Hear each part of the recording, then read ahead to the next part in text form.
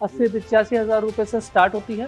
हम लोग का ब्रांड है, हम लोग सारा चीज़ पैकेज करके ही सेल कर रहे हैं। जब स्टार्ट कर रहे थे तो हमने रिसर्च किया कि अगर हमें डेयरी करना है तो हम किस ब्रीड के साथ काम करें। जितना टेक्नोलॉजी को यूज़ कर सके ट्रेडिशनल कामों में उतना बेहतर है। आज की तारीख में अप्रॉक्सीमेटली अबाउट 300 लीटर दूध है पर डे का हमारे पास। सिस्टम इन प्लेस रखा था कि हर गाय का एक टैग नंबर दिया हुआ है, हर गाय का एक नाम दिया हुआ है। पॉपुलैरिटी इतनी ज़्यादा हो गई है गिर की, मोटा आप अगर देखेंगे तो गिर आपको हिंदुस्तान के हर कोने में मिल जाएगी।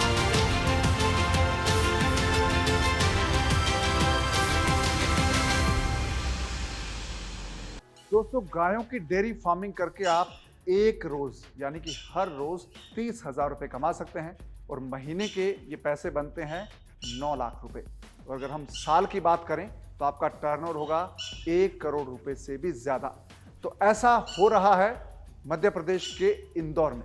यहाँ पर एक कपल है जो गिर गाय की डेयरी फार्मिंग करते हैं और उनका सालाना टर्नओवर है वो 1 करोड़ रुपए से ज्यादा का है। तो आज इस वीडियो में आपको सिखाने वाला हूँ, बताने वाला हूँ कि कैसे आप गिर गाय का डेयरी फार्म शुरू कर सकते हैं और आप भी सालाना करोड़ रुपए से ज़्यादा कमा सकते हैं। और इसका तरीका क्या है, इसमें इन्वेस्टमेंट कितना आएगा और कितनी कमाई होती है, खर्चा कितना है, सब कुछ हम समझेंगे इस वीडियो में। दोस्तों, मैं आपकी मुलाकात करवाऊं उससे पहले आप इस चैनल को सब्सक्राइब कर लीजिए और डाउनलोड कर लीजिए फ्रीडम ऐप। तो चलिए अब आपको मिलवाता हूँ इंदौर के अंकित जैन से। नमस्कार अंकित जी। नमस्कार। कैसे हैं आप? एकदम बढ़िया, आप कैसे हैं? अच्छा हूँ। तो अंकित, सबसे पहले अपने बारे में बताएं कि आप कहाँ के रहने वाले हैं, क्या करते हैं, कौन सा आपका डेयरी फार्म? नमस्कार, मेरा नाम अंकित जैन है। हम लोग गिर गाय का डेयरी फार्म ऑपरेट कर रहे हैं यहाँ पर इंदौर में। और हम लोग का ब्रांड है, हम लोग सारा चीज़ पैकेज करके ही सेल कर रहे हैं। हम लोग का ब्रांड नेम डीप रूट्स है। हमारे जितने भी प्रोडक्ट्स आपको मिलेंगे वो डीप रूट्स के नाम से मिलेंगे, चाहे दूध हो, घी हो, बाकी के भी वैल्यू एडेड प्रोडक्ट्स है वो सब हम डीप रूट्स के नाम से कर रहे हैं। जी। तो आपके पास कौन सी गाय है जिसमें आप डेयरी फार्मिंग कर रहे हैं?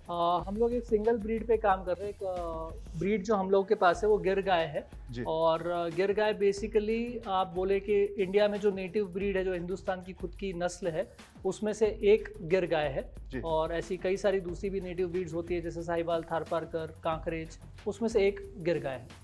तो क्या खास बात है गिर गाय की जिसके लिए आपने गिर गाय को चूज किया?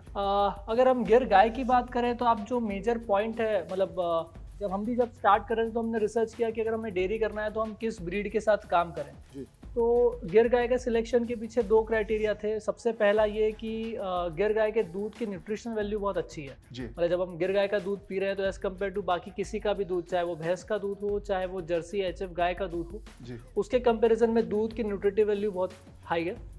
सेकेंडली, दूध देने की पीरियड, मतलब इन टर्म्स ऑफ नॉट कि एक साल में कितना टाइम दूध दे रही है, वो भी गिर गाय का, अगर हम दूसरी देसी गायों में देखें तो गिर गाय का वो पीरियड काफ़ी अच्छा है।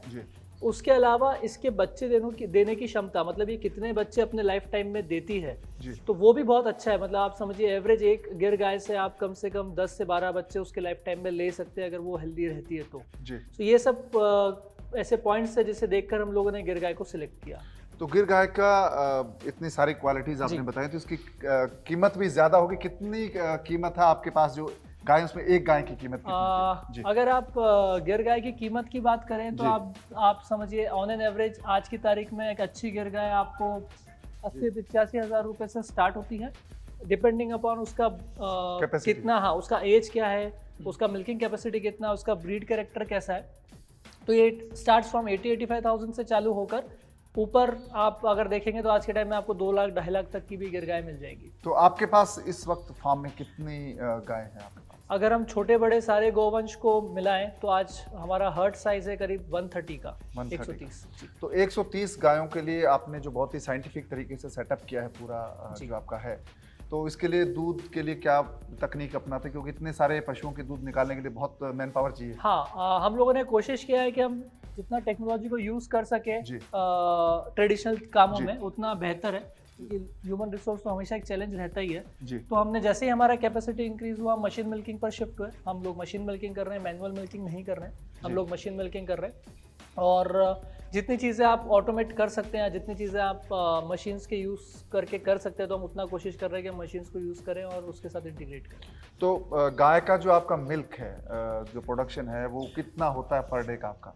पर डे हमारे पास आज की तारीख में अप्रॉक्सीमेटली अबाउट 300 लीटर दूध है पर डे का हमारे पास, और उसी दूध को हम इधर इन द फॉर्म ऑफ दूध, घी या दूसरे प्रोडक्ट्स हम लोग अभी सेल कर रहे हैं। जी, तो एक गाय पर डे कितना दूध देती है? एक अगर गिर गाय की अच्छी नस्ल की जो अच्छी गाय होती है, देखिए एक गाय का दूध जो है वो वेरी करता है, एक दिन का 5 लीटर 6 लीटर से लेके 8-9 लीटर हमारे क्लाइमेट में, जो हम एमपी में जहाँ काम कर रहे हैं वहाँ पर हमारे पास जो है, मैं बाकी का तो नहीं बता सकता, उससे ज़्यादा भी हो सकता है। हमारे पास जो प्रैक्टिकल कंडीशन में हम लोग काम कर रहे हैं तो 5 लीटर से लेके 8-8.5 लीटर तक हम अचीव कर पाते हैं पर डे का, पर टाइम।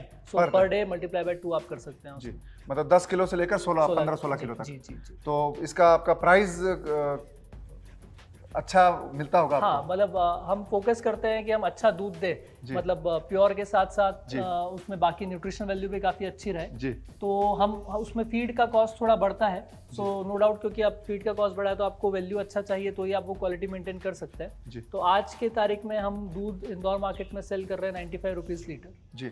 तो फीड का आपने जिक्र किया, तो एक गाय जैसे है गिर गाय, तो उसको क्या फीड देना चाहिए जिससे कि वो अच्छा प्रोडक्शन मिले? नॉर्मली बहुत साइंटिफिक चीज़ें हैं, मतलब बहुत बेसिक्स होता है ये डेयरी का। नॉर्मली ऐसा माना जाता है कि अगर आप ग्रीन फूडर, 3 कंपोनेंट होते हैं फीड के, एक होता है ग्रीन फूडर जो हरा चारा, ड्राई फूडर सूखा चारा, और एक कॉन्सेंट्रेट जिसको दाना या बाटा अलग अलग नामों से जाना जाता है इंडिया में।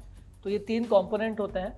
ये नॉर्मली एक गाय को उसका मिल्किंग स्टेज उसके बॉडी वेट के हिसाब से कैलकुलेट करके दिया जाता है। बट अगर मैं एक ऑन एन एवरेज बात करूं, आपको एक थंब रूल के हिसाब से अगर हम बात करें, आप अप्रॉक्सीमेटली जी समझिए कि अगर गिर गाय आपके पास है तो आपको कम से कम एक दिन का 15 किलो हरा चारा, 3 से 4 किलो सूखा चारा, और जो दाना जो कॉन्सेंट्रेट होता है वो नॉर्मली उसकी मिल्क कैपेसिटी पे डिपेंड करता है। बट अगर वो मिल्किंग में नहीं भी है तो मेंटेनेंस का एक दिन का 1 से 2 किलो कॉन्सेंट्रेट आपको पर डे उसको देना होता है। और अगर वो मिल्किंग में है तो इस मेंटेनेंस के कॉन्सेंट्रेट के अलावा आपको, आप समझिए, पर litre of milk around 400 grams of concentrate आपको देना पड़ता है। अब आप अगर गाय 10 लीटर एक दिन का दूध दे रही है तो आप उसको 5 किलो कॉन्सेंट्रेट देंगे, अगर वो 16 लीटर देगी तो आप उसको 8 किलो कॉन्सेंट्रेट देंगे। सो डिपेंड उसका प्रोडक्शन कितना मिल्क प्रोडक्शन कैपेसिटी। तो एक चीज़, इतनी सारी गायें हैं, आप कैसे उनको मैनेज करते हैं, पहचानते हैं? कितने लोग चाहिए इसके लिए आपको? मैनेज और पहचानने का तो सर ऐसा है कि इनिशियली जब स्टार्ट हुआ था तो इतना तो नहीं था, कम था, बट स्टिल हम लोग एक सिस्टम इन प्लेस रखा था कि हर गाय का एक टैग नंबर दिया हुआ है, हर गाय का एक नाम दिया हुआ है, ताकि उसको आइडेंटिफाई करना इजी हो जाता है, उसके लिए कैलकुलेशंस करना इजी हो जाते हैं। तो उस हिसाब से हमने आइडेंटिफिकेशन के लिए टैगिंग और नेम्स दोनों फॉर्मेट्स रखे हुए हैं। तो हर गाय का एक टैग है, हर गाय का एक नाम है। और जहाँ तक मैनेज करने की बारी आती है तो हम ऐसा कोशिश करते हैं, हम ग्रुपिंग्स में रखें उन्हें, ताकि एक ग्रुप, एक तरीके का ग्रुप होता है तो उसको फीड करना कंपैरेटिवली इजी होता है जी। तो एक हम बात कर रहे हैं कि जो आपके वर्कर्स होते हैं, जो आपका मदद करते हैं पूरी इस डेयरी को मैनेज करने में, क्या उनको कोई ट्रेनिंग देनी पड़ती है, क्या सिखाना पड़ता है उनको? हाँ, देखिए बेसिकली जो वर्कफोर्स आपको मिलता है, नॉर्मली हर डेयरी का, इवन अगर उसने डेयरी पे भी काम किया हुआ है तो हर डेयरी का काम करने का तरीका अलग होता है जी। तो ये होता है कि उसको बेसिक चीज़ें पता होती है, बट आपको आपके सिस्टम्स में, आपके प्रोसीजर्स में ढालने में उसको कम से कम 1 महीना जब वो काम करता है, आपको बताना पड़ता है कि कैसे कैसे हो रहा है, फिर वो अडॉप्ट हो जाते हैं उस चीज़ों के लिए जी। तो वो बेसिक है, मतलब कोई भी आप रिमोट से लाएंगे तो ज़रूरी नहीं है कि वो, अगर वो डेयरी में काम किया हुआ है तो भी ज़रूरी नहीं है कि वो आपके वहाँ काम कर लेगा। आपके यहाँ के जो सिस्टम है उसके हिसाब से आपको एडजस्ट करना पड़ता है जी। तो अभी आपका जो 130 गायों का फार्म है, इसका क्या साइज है डेयरी का? कितना बड़ा आपका स्ट्रक्चर है, क्या है? इन टर्म्स ऑफ एरिया आप देखेंगे तो हमारा कंस्ट्रक्शन आज की तारीख में जो शेड कंस्ट्रक्शन है दैट इज अराउंड, आप समझिए, ऑलमोस्ट 60,000 स्क्वायर फीट्स में अभी कंस्ट्रक्शन एरिया है। और कुछ एरिया हम लोगों ने खुला रखा है जहाँ गाय घूमने और उन सब के लिए, that is additional, but construction area is around 60,000 square feets. तो 60,000 60,000 स्क्वायर फीट बना हुआ फार्म है। तो आप समझ सकते हैं कितना बड़ा फार्म है और कितनी ज़बरदस्त जो इनकी फार्मिंग है, डेयरी फार्मिंग। तभी इनका जो टर्नओवर है वो 1 करोड़ से सालाना ज़्यादा है। तो हम बात गाय की कर रहे हैं, तो गिर गाय का एक जो बड़ा नाम है इंडिया में, क्योंकि इनका एक खास, जैसा आपने बताया कि दूध की बहुत खास क्वालिटी मानी जाती है। तो कहाँ से मिलती है गाय? अगर कोई नया डेयरी फार्म शुरू करना चाहे, कहाँ से मिलेगा? देखिए, गिर का जो मेन ओरिजिन है, या जो ब्रीडिंग ट्रैक बोल सकते हैं आप, वो सौराष्ट्र रीजन को कहा जाता है, गुजरात में सौराष्ट्र रीजन। तो गुजरात का जो सौराष्ट्र रीजन है वहाँ आपको मोस्टली गिर गाय आपको मिल जाएंगी सौराष्ट्र बेल्ट में। बट अब क्योंकि पॉपुलैरिटी इतनी ज़्यादा हो गई है गिर की, मोटा मोटा आप अगर देखेंगे तो गिर आपको हिंदुस्तान के हर कोने में मिल जाएगी। बट हाँ, जब हम क्वांटम की बात करते हैं, मान लीजिए किसी को स्टार्ट करना है, एक साथ उसको 6 गाय चाहिए या 10 गाय चाहिए, सो आई थिंक गुजरात एक ऐसी जगह है जहाँ उतना आप सिलेक्ट करके 8-10 गाय लेके आ सकते हैं जी। वैसे। तो बाकी जो एरियाज में अगर कोई डेयरी फार्मिंग कर रहा है तो वो तो बेचना नहीं चाहेगा। नॉर्मली उतना क्वांटम होता नहीं है, जब हम जी। छोटा स्टार्ट करते हैं तब उतना क्वांटम नहीं होता। आज हमको ऑलमोस्ट 6 साल कंप्लीट हो गए, हम हमारे 7वें साल में हैं। जी। अब जाके ऐसी स्थिति है कि हम हर महीने में 1 या 2 गाय दे पाते हैं, जी। मतलब हम बाहर दे सकते हैं किसी को। अदरवाइज उसके पहले तो था कि हमको खुद ही रिक्वायरमेंट है, तो इन हाउस रिक्वायरमेंट ही आपको पूरी करनी होती जी। है वैसे। दोस्तों, अंकित को जो नॉलेज है उसको देखकर, जो साइंटिफिक तरीका इन्होंने अपनाया है, इसको देखकर ये आपको जरूर पता लगा होगा कि बहुत एजुकेटेड है। अपने एजुकेशन के बारे में बताएं कि आप डेयरी फार्मिंग से कैसे जुड़े हैं। सर एजुकेशन का ऐसा है, मैंने अपना पोस्ट ग्रेजुएशन किया हुआ है फॉरेन ट्रेड में, या जी। कॉमर्स का एक डिग्री बोल सकते हैं उसे। जी। सो एरिया ऑफ ऑपरेशंस हमेशा से international trading, that is export and import रहा। जी। और वो कंप्लीट करने के बाद कुछ समय जॉब रहा, फिर मेरा इंटरेस्ट था हमेशा पेट्स में और मुझे अच्छा लगता था, और एक मन था कि हम कुछ ना कुछ प्रोड्यूस करें, मैन्युफैक्चर नहीं करें, प्रोड्यूस करें। जी। वो खेती और डेयरी एक ऐसा चीज़ है जिसमें आप कुछ प्रोड्यूस करते जी। हैं, तो वो मन था करने का, इसलिए इस चीज़ को स्टार्ट किया। तो आप दोस्तों समझ गए होंगे कि फॉरेन ट्रेड में इन्होंने एजुकेशन हासिल किया, लेकिन अब इनका डेयरी फार्मिंग है और डेयरी फार्मिंग इतना ज़बरदस्त तरीके से ये करते हैं। आपका जो एक गायों का, आपने सब हर गाय का एक नाम रखा है जी। उसका क्या है, जब आप उसका कैसे, क्या है इसका नंबरिंग और क्या सिस्टम है? सर ये नॉर्मली नाम रखने का तरीका, तो जो हमने पहले गुजरात में गाय जहाँ से लिया था वहाँ हमने देखा था, तो वो उन्होंने सबने कुछ ना कुछ गायों के नाम रखे हुए थे। जी। जहाँ हम किसानों के पास जाते थे तो एक वहाँ से समझ में आया कि अटैचमेंट भी हो जाता है गायों के साथ, तो एक नाम रहता है तो वो भी बहुत अटैच हो जाती है आपके साथ, आप उनके साथ अटैच रहते हैं, तो वो एक पर्पस था। और फिर एक जो गुजरात में अगर आप देखेंगे तो वहाँ का एक सिस्टम रहा कि उन्होंने शुरू से जो गायों के नाम रखने का एक तरीका है वो भी ऐसा फॉलो करते हैं, मोस्टली मदर्स के इनिशियल नेम को यूज़ करते हैं उसके ऑफस्प्रिंग्स के लिए भी। मतलब एक एग्जाम्पल, आज हमारे पास एक गाय है सुषमा, तो उसकी जो बेटी है उसका नाम हमने रखा है सौम्या, तो इट स्टार्ट फ्रॉम एस, तो वो हमने वो चीज़ मेंटेन करा हुआ है, तो वो थोड़ा आइडेंटिफिकेशन में इजी हो जाता है। बट विद द टाइम तो आप जब दिन रात उनके साथ है तो आप वैसे भी आइडेंटिफाई कर सकते हैं, बट जब कोई नया लेबर आया है या कुछ है तो एक टैगिंग वाला जो सिस्टम है वो भी हेल्प कर देता है उसको आइडेंटिफिकेशन के लिए, नंबर आइडेंटिफिकेशन। ये भी आपको मदद करता है, इतना जब बड़ा जब आपका हर्ड होता है ये आपको चाहिए होता है। जी। तो दोस्तों, आप समझ गए कि अंकित का जो ये फार्म है इतना साइंटिफिक तरीके से क्यों है, क्योंकि ये बहुत एजुकेटेड, और ये फार्म जो है ये चला रहे हैं पिछले 6 साल से। जी। और इनके साथ इनके जो पार्टनर है पूर्वा जैन जी। वो भी पूरी तरह से इसमें इन्वॉल्व है, और उनका जो काम है वो है मिल्क जो प्रोडक्शन होता है उसका सही ढंग से मार्केट तक पहुंचाना। हेलो सर, तो बहुत अच्छा लगा आपसे डेयरी फार्मिंग के बारे में जान के। तो अगले एपिसोड में हम बात करेंगे कि जब आप डेयरी फार्मिंग शुरू करते हैं तो उसमें अर्निंग कितना होता है, क्योंकि कोई भी काम करते हैं तो उसमें कमाई बहुत बड़ा फैक्टर होता है। जी। तो दोस्तों, अब मैं आपको लेकर चलूंगा अगले एपिसोड में, जहां हम जानेंगे कि डेयरी फार्मिंग अगर आप शुरू करते हैं तो उसमें आपका इन्वेस्टमेंट कितना आएगा, क्या इसके लिए आपको कोई लोन मिल सकता है, क्या आपके लिए कोई सब्सिडी की स्कीम है सरकार की, या आप जब काम शुरू करेंगे तो उसमें प्रॉफिट कितना होगा, किस किस तरीके से आप पैसा कमा सकते हैं, और आपका जो दूध है उसको किस तरह से बेहतर ढंग से आप मार्केट में बेचकर ज़्यादा प्रॉफिट कमा सकते हैं। ये सब चीज़ें हम जानने वाले हैं अगले एपिसोड में। तब तक आप अपना ख्याल रखिए, आपसे मिलेंगे नए एपिसोड में।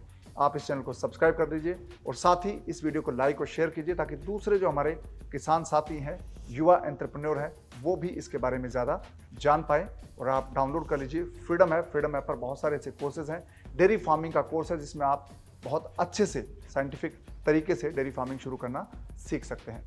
तो अब दीजिए इजाज़त, नमस्कार।